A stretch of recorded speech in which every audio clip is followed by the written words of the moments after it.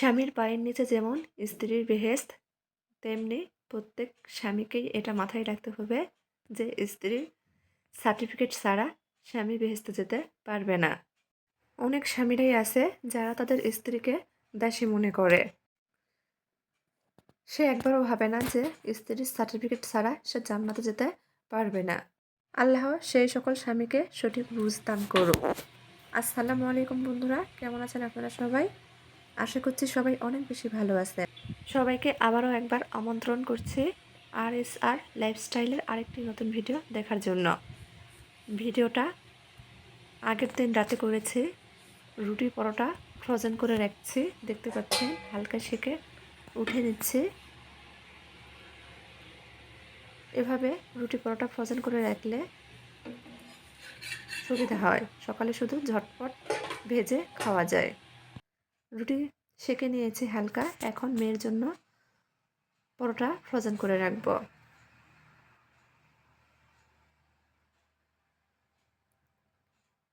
রুটি পরোটা সেকে নিয়েছি।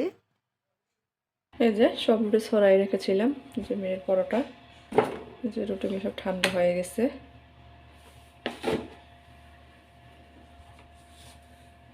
খোটাতে রেখে দিব।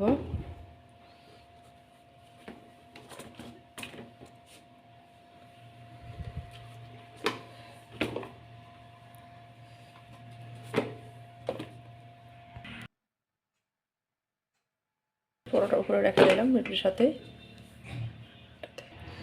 এই যে এইটুকু ভিডিও ছিল বৃহস্পতিবার রাতের, আর এটা হচ্ছে পরের দিন শুক্রবার সকালের। সকালবেলা হেলদি নাস্তা তৈরি করছি, সবজি মোগলাই। এখানে আগে থেকেই আলু কুচি, গাজর কুচি, শসা কুচি পরিমাণ মতো মশলা দিয়ে ভেজে নিয়েছি। আর এই যে বড় করে একটা রুটি বেলে নিয়েছি, ময়দার খামির তৈরি করে রেখেছিলাম, বেলে মোগলাই ভাজ দিয়ে নিচ্ছি। আসলে শুক্রবার দিনটাই আমি মনে করি একটু ভালো মন্দ রান্না করতে, পরিবারের সবাই মিলে একসাথে খাওয়া যাবে। অথচ আজকে নাস্তাটা তৈরি করেছি, আপনাদের ভাইয়া কিন্তু বাসায় ছিল না, সে সকালেই চলে গেছে। সৈনিকের জীবনে শুক্রবার বলতে কিচ্ছু নেই। পরে অবশ্য দুপুরে এসে খেয়ে নিয়েছিল, ততক্ষণে নাস্তাগুলো ঠান্ডা হয়ে গেছিল। দেখেন তেল ছাড়া সবজি মোগলাই ভেজে নিচ্ছি, কিন্তু কতটা ফুলকো হয়েছে। যা বলছিলাম, সৈনিকের জীবনে ছুটির দিন বলতে কিচ্ছু নেই। ছুটির দিনও তাদের কাজ করতে হয় দেশের জন্য। মা মেয়ে নাস্তাগুলো ভেজে নিয়েছি, এখন খেয়ে নিব।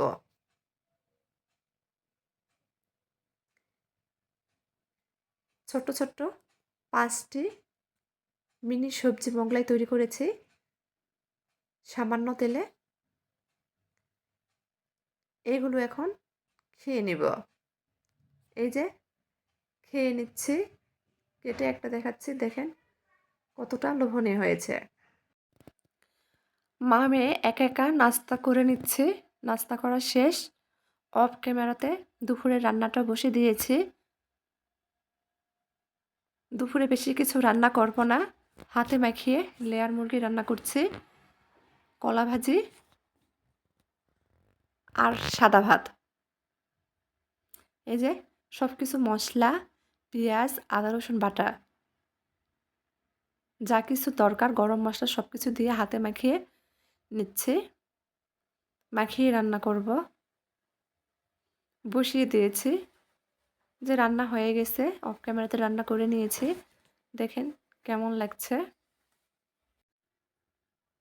এইদিকে এই যে ঘরে কলা ছিল, কলাগুলো নষ্ট হয়ে যাচ্ছে, ভাবলাম কলাগুলো কেটে ভেজে নেই।